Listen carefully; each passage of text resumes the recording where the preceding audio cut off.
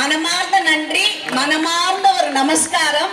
நீங்கள் முன்னோடியாக இருந்திருக்கீர்கள். உங்களை பார்த்து ஏனைய பகுதிகளும் உங்களை பின்பற்றி வருவார்கள் என்ற நம்பிக்கை எனக்கு நிச்சயமாக இருக்கிறது. இத்துடன் ஒரு வெல்கம் ஸ்பீச் யாராவது நான் விட்டு இருந்தா என்ன மன்னிச்சுக்கங்க. தேங்க்யூ.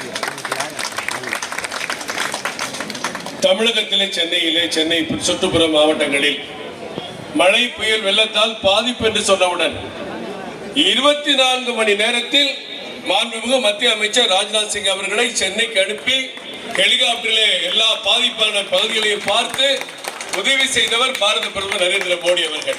அதற்கு அடுத்து நேற்றைக்கு மாநில தலைவர் அவர்களுக்கு ஒரு குறிப்பு வருகிறது.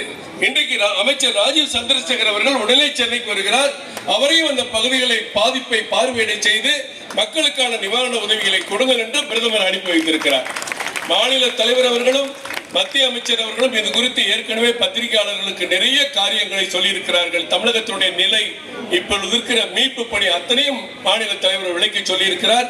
எனவே இப்பொழுது மேடையிலே பேசுவதற்கான நேரம் இல்லை. நிவாரணம் வழங்க வந்திருக்கிறோம். தலைவர் அவர்களும் அமைச்சர் அவர்களும் ஒரு சில பயனீட்டாளர்